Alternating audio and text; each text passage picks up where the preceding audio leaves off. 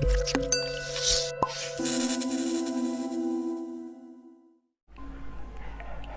दोस्तों, I am Sumit from this side. तो शुरू करते हैं आज की वीडियो। मैंने ये जो चैनल बनाया, ये मैंने चैनल किसके लिए बनाया था? ये मैंने चैनल स्टूडेंट्स के लिए बनाया था। कौन से स्टूडेंट्स? कॉमर्स से रिलेटेड स्टूडेंट, क्योंकि हमारे चैनल का आपने नाम भी देखा होगा, कॉमर्स एडिक्ट के नाम से है। तो जब ये कॉमर्स एडिक्ट के नाम से है तो मतलब कि आपने इंग्लिश की क्लासें क्यों डाली, मैथ की क्लासें क्यों डाली? देखो, मैथ तो थोड़ा सा कॉमर्स से रिलेट है, ठीक है, लेकिन इंग्लिश की क्यों, इंग्लिश ग्रामर क्यों? तो क्या है ना, मैं थोड़ा सा ऐसा समझ लो कि मैं थोड़ा वार्म अप कर रहा था कैमरे के आगे कैसा बोलते हैं। लेकिन जो मेरा मेन उद्देश्य है, जो मेरा मेन एम था कि मैं कॉमर्स से रिलेटेड सारी चीज़ें बता करूँगा, कॉमर्स से रिलेटेड आपको पढ़ाया करूँगा। जैसे अकाउंट हो गया, इकोनॉमिक्स हो गया, ठीक है, टैक्स हो गया, कॉर्पोरेट लॉ हो गया, और भी एडवांस लॉ हो गया, एडवांस अकाउंट हो गया, और तुम्हारा कॉस्ट हो गया, ये सब। क्योंकि मेरी भी स्ट्रीम यही है, ठीक है, मैं भी इसी स्ट्रीम का एक स्टूडेंट हूँ और मैं चाहता हूँ कि मैं आप लोगों को वही बहुत अच्छे से कराऊँ, ठीक है। बहुत परेशानी आती है स्टूडेंटों को, अकाउंट में इतनी परेशानी आती है, वो सोचते हैं कि यार बैलेंस शीट कैसे टैली करें। यार बहुत आसान होता है, लिटरली बहुत आसान होता है, ठीक है। बस क्या है, एक सिखाने वाला होना चाहिए सही, और सीखने के लिए आपको थोड़ी सी मेहनत करनी पड़ती है, तो आपको 100% आ जाएगा। मैं गारंटी के साथ बोल रहा हूँ कि आपको अकाउंट बहुत अच्छे से आएगा। लेकिन मैं अभी तो खैर छोटे मोटे से टॉपिक स्टार्ट कर रहा हूँ। आने वाले टाइम में फुल क्लासें डाल करूँगा, फुल कोर्स आपको प्रोवाइड करूँगा अकाउंट के, ठीक है। तो मैं आज आपको अकाउंटेंसी के बारे में थोड़ा सा बताना चाहता हूँ। अकाउंटेंसी की एक एडजस्टमेंट है, अकाउंटेंसी की एक एडजस्टमेंट है, आउटस्टैंडिंग एक्सपेंडिचर। इसमें बंदे ना बहुत घबराते हैं, आउटस्टैंडिंग एक्सपेंडिचर को ना एडजस्ट ही नहीं कर पाते, ठीक है।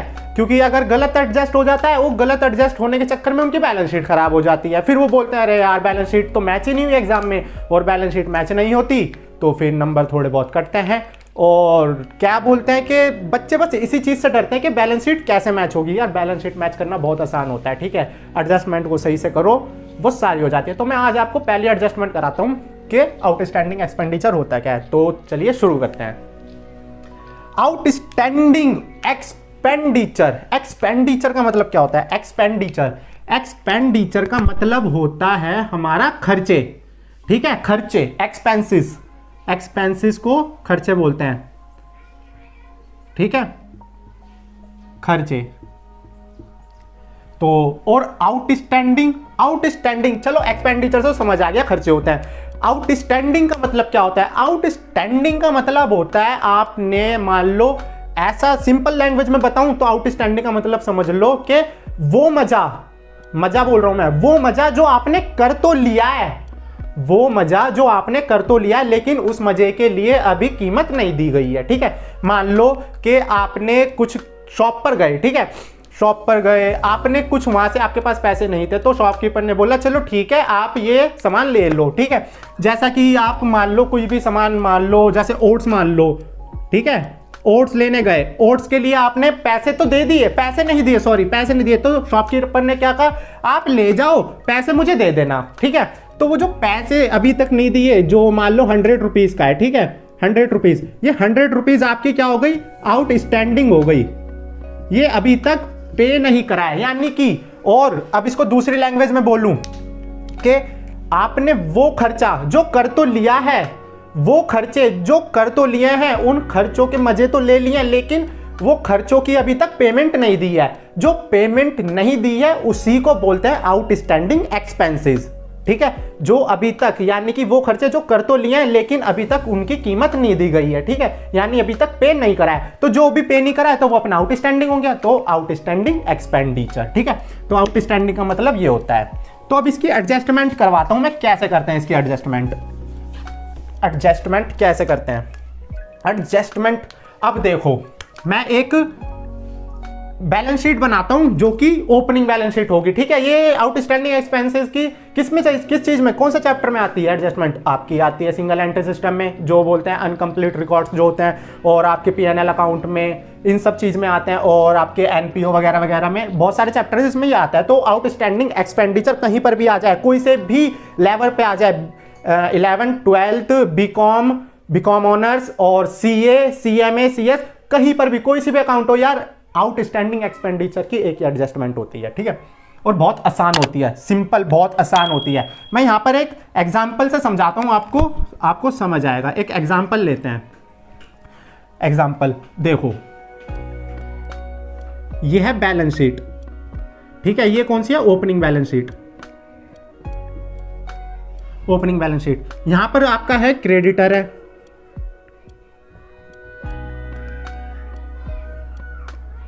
क्रेडिटर है मान लो 1000, ठीक है। और आपके हैं आउट स्टैंडिंग रेंट। से समझाता हूं मैं, आउट स्टैंडिंग रेंट। रेंट भी अपना क्या है? एक्सपेंडिचर। एक्सपेंडिचर के अंदर ये बहुत बड़ा एक, मतलब कि इसके अंदर बहुत सारी चीजें आती हैं। ये एक कैटेगरी डिफाइन कर दी कि जो भी मतलब खर्चे होंगे वो एक्सपेंडिचर में डाल देंगे। अब कितने सारे खर्चे होते हैं, बहुत टाइप के खर्चे होते हैं, बताएंगे कभी आने वाले टाइम में। तो आपका आउटस्टैंडिंग रेंट, जो आपने रेंट आपने अभी पे नहीं करा है, लेकिन वो रेंट के जो खर्चा है वो आपने एब्जॉर्ब कर लिया, वो टाइम लिमिट जो रेंट पे रहने की थी वो आपने ले लिया, या फिर रेंट पे आपने कुछ चीज ली हो, ठीक है। ये बैलेंस शीट दे दी मैंने, कोई भी आप मान लो, कोई भी लिमिटेड है, एबीसी लिमिटेड मान लेते हैं, एबीसी लिमिटेड है, ठीक है, उसकी बैलेंस शीट है ये ओपनिंग। तो यहाँ पर आपका आउटस्टैंडिंग रेंट है, तो कितना माने इसको मान लेते हैं हम आउटस्टैंडिंग रेंट 500 रुपये मान लेते हैं, ठीक है। ये 500 रुपये, यहाँ पर आप मान लो कैश, यहाँ पर कैश है आपका 1500, ठीक है। ये हो गई, देखो बैलेंस शीट मैच भी 1500। बहुत आसान होता है, सीखेंगे कभी कैसे होती है। अभी तो मैं सिर्फ ये आउटस्टैंडिंग रेंट, आउटस्टैंडिंग एक्सपेंडिचर की बात बताता हूँ। आउटस्टैंडिंग, अब देखो ये है, अब एक एडजस्टमेंट आती है, एक एडजस्टमेंट में तो होती है ये आउटस्टैंडिंग। ये ओपनिंग बैलेंस शीट दे रखी थी, ओपनिंग बैलेंस शीट दे रखी थी, ये क्वेश्चन टाइप का है एक, और इसमें एक एडजस्टमेंट दे रखी थी।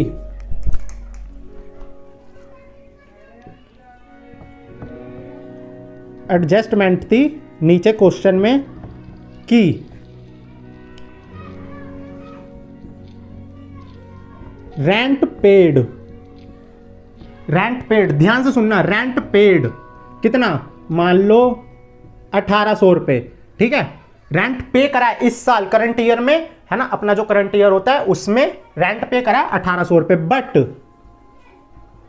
और क्लोजिंग यानी आउटस्टैंडिंग ले लो, क्लोजिंग से आप समझ नहीं पाओगे, और आउटस्टैंडिंग रेंट छोड़ना है। आउटस्टैंडिंग मैं ऐसे लिख रहा हूं, आउटस्टैंडिंग रेंट आपको छोड़ना है कितना, इस बार छोड़ना है 400 रुपए। अब इस एडजस्टमेंट को कैसे करेंगे, इस एडजस्टमेंट को कैसे सॉल्व करेंगे, क्वेश्चन है, पूरा क्वेश्चन है ये, ठीक है। ये क्वेश्चन दे रखा है, इसमें ओपनिंग आउटस्टैंडिंग रेंट तो ये है, ठीक है, रेंट पे करा है ये, अब आउटस्टैंडिंग रेंट ये है at the end, at end, ये एंड का आउटस्टैंडिंग रेंट है, ये बिगनिंग का है, ये ओपनिंग बैलेंस शीट है ना, इसलिए। अब इसको बैलेंस शीट में कैसे करेंगे, पीएनएल अकाउंट में कैसे ले जाएंगे, अब इसको देखो कैसे करते हैं। इसकी एडजस्टमेंट पीएनएल आप लेकर जाना, मैं आपको यहाँ पे करा के दिखाता हूँ इसकी एडजस्टमेंट कैसे करते हैं। एडजस्टमेंट करते हैं यहाँ पर, कैसे करेंगे एडजस्ट, ठीक है। आप क्वेश्चन के नीचे डाल करो वर्किंग नोट ऐसी चीज को करने के लिए, या फिर पीएनएल अकाउंट में भी डायरेक्ट कर सकते हैं, ठीक है। वर्किंग नोट डाला, अब यहां पर लिखो रेंट पे कितना करा है, रेंट पेड कितना करा है अभी, क्योंकि हमें तो क्या लेके जाना है, हमें पीएनएल के अंदर लेके जाना है। अब पीएनएल के अंदर वही वाले खर्चा तो लेके जाएंगे जो इस साल का है, तो इस साल का जो एक्चुअल रेंट था वही तो हम लेके जाएंगे पीएनएल अकाउंट में, तो वही निकाल रहे हैं हम कि पीएनएल अकाउंट में कौन सा वाला ट्रांसफर करेंगे रेंट। क्योंकि देखो रेंट कितने सारे आ गए, एक तो ये वाला रेंट आ गया 500, एक ये 1800 रुपए, एक ये 400, तो पागल मत हो जाना, ठीक है, पागल ना हो, ठीक है। तो इसी को करते हैं, बहुत आसान है। पीएनएल अकाउंट में कैसे लेके जाएंगे, देखो पीएनएल अकाउंट में वही सारी चीजें जाती हैं जिस ईयर का हम पीएनएल अकाउंट बना रहे हैं उसी ईयर के खर्चे लेके जाएंगे, उससे पहले वाले ईयर के खर्चे नहीं लेके जा सकते, ठीक है, उसके बाद वाले ईयर के खर्चे नहीं लेके जा सकते, हम उसी ईयर के खर्चे लेके जाएंगे। तो हम यहाँ पर उसी खर्चा, मतलब वही पीएनएल का खर्चा लेकर के जा रहे हैं। तो अभी हमने रेंट पे कितना करा है, रेंट पे करा है हमने 1800 रुपए, ठीक है, 1800 रुपए पे करा है, लेकिन ये 1800 रुपए अभी पे करा है, लेकिन अभी ये नहीं पता कि हमने इसमें पिछले साल वाला रेंट पे करा है या फिर आने वाले साल के लिए भी अभी पे कर दिया है, ये नहीं पता। लेकिन अभी हमें दे रखा है कि आउटस्टैंडिंग एट बिगिनिंग कितना था, तो यहां पर लिखो आउटस्टैंडिंग। इसको हम क्या करेंगे, आउटस्टैंडिंग एट बिगिनिंग को क्या करते हैं, आउटस्टैंडिंग एट बिगिनिंग को हम क्या करते हैं, लेस कर देते हैं। आउटस्टैंडिंग एट बिगिनिंग ये हो जाएगा क्या, लेस, कितना, 500, ठीक है। और अभी आउटस्टैंडिंग एट एंड, अभी इसी साल का जो है, अभी ये हमने भी पे नहीं करा है। देखो ये आउटस्टैंडिंग पहले का था, ये पहले का खर्चा था, है ना, तो पहले का खर्चा था, तो ये इस इसमें से मैंने इसलिए घटाया क्योंकि ये इस साल का खर्चा नहीं है, ये पहले साल का खर्चा था, ये पिछली साल का खर्चा था, ये पिछली साल का खर्चा था, तो मैं अभी इसको अपने P&L अकाउंट में नहीं दिखा सकता, तो इसीलिए मैं अभी माइनस कर रहा हूं। लेकिन अब ये एडजस्टमेंट आती है क्वेश्चन के नीचे, जब आप क्वेश्चन करते होगे तो आपको नीचे दिखती होंगी। तो ये आउटस्टैंडिंग रेंट लिख रखा है एट एंड लिख रखा है, तो ये है 400 रुपए, ये इस साल का खर्चा है, ये इस साल का खर्चा है, लेकिन अभी पे नहीं करा है। तो अभी पे नहीं करा है, लेकिन P&L में तो दिखाना पड़ेगा, पे करो या ना करो। तो इसको हम क्या कर देंगे, ऐड कर देंगे, आउटस्टैंडिंग एट एंड, कितना है, 400 रुपए, 400। अब इसको कर दो एडजस्ट, जो भी आएगा वो P&L में ट्रांसफर हो जाएगा। तो 1800 रुपए में से 500 गए, 1800 में से 500 गए 1300, 1300 में से 1300 और प्लस 400, ये हो गया 1700, ये 1700, ये हो जाएगा ट्रांसफर टू P&L अकाउंट। ये ट्रांसफर हो जाएगा P&L अकाउंट में 1700 रुपए। तो यहां पर जब आप P&L अकाउंट खींचोगे ना, ट्रेडिंग एंड P&L अकाउंट में P&L लिख रहा हूं, ठीक है, तो यहां पर कैसे, यहां पर आप रेंट करके दिखाओगे, टू रेंट करके 1700 रुपए, ठीक है। और यहां पर आप लिख देना जो भी आपने वर्किंग नोट बनाया है, वर्किंग नोट में से आया है ये, ठीक है। ऐसे भी कर सकते हैं, या फिर इसको और अच्छा करने का तरीका है, ठीक है, अच्छा नहीं मतलब कि बोल सकते हो अच्छा, इसको ऐसे भी कर सकते हैं। P&L अकाउंट खींचा यहां पर, ठीक है, यहां पर लिखो टू रेंट कितना दिया है हमने, अभी 1800 रुपए दिया है, ठीक है। मैं यहां पर करके दिखाता हूं,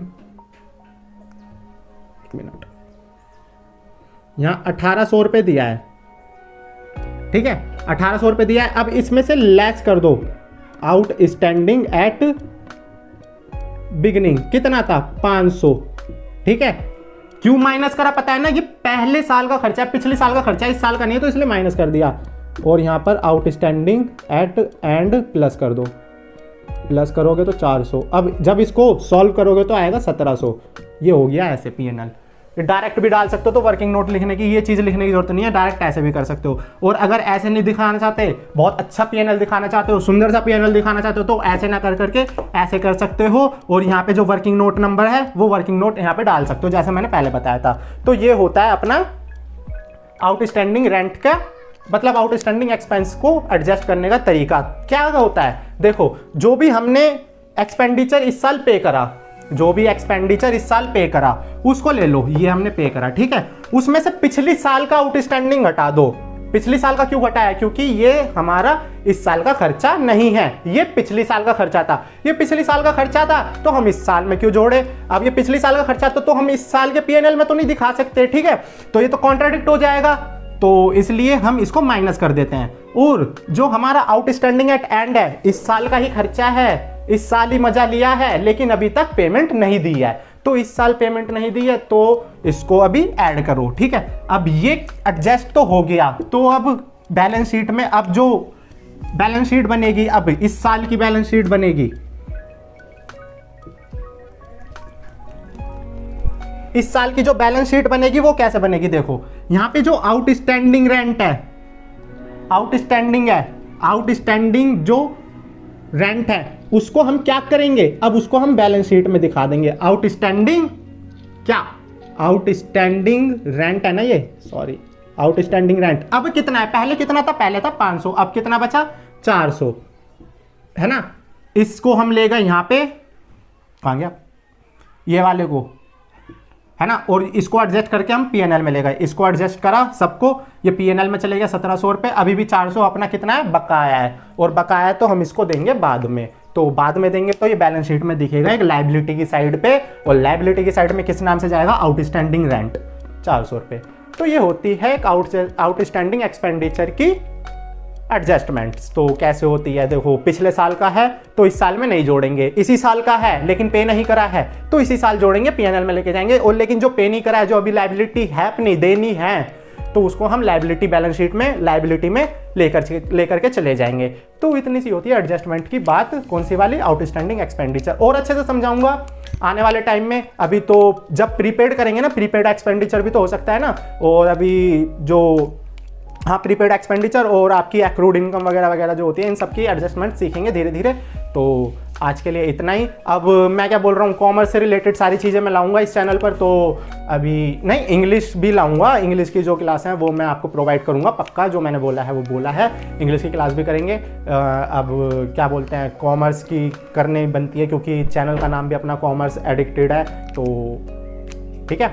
और अगर आपको कोई क्वेश्चन वगैरह पूछना है तो आप पूछ सकते हो। हमारे टेलीग्राम अभी तक नया ही है, मतलब कि अभी तक तो उस पर मैंने सिर्फ कॉमर्स वाले बच्चों के लिए रखा था वो, तो आप उसको जाके ज्वाइन कर सकते हैं। और आपके अगर कोई भी क्वेरी है अकाउंट से रिलेटेड, ठीक है, कॉमर्स से रिलेटेड, तो आप वहाँ पे पूछ सकते हैं। आपको जल्द से जल्द रिप्लाई मिलेगा, आपके आंसर मिलेगा। तो मिलते हैं अगली वीडियो में। और जाने से पहले हमारे चैनल सब्सक्राइब करो, क्योंकि अच्छा ही सिखाऊंगा यार, 100% आपको, मतलब डीप में ले जा करके बताऊंगा एक एक चीज़। तो सब्सक्राइब करो, बेल आइकन दबाओ, ऑल पर प्रेस करो, और फिर मिलते हैं अगली वीडियो में। तो जब तक के लिए सुरक्षित रहिए। तो मिलते हैं।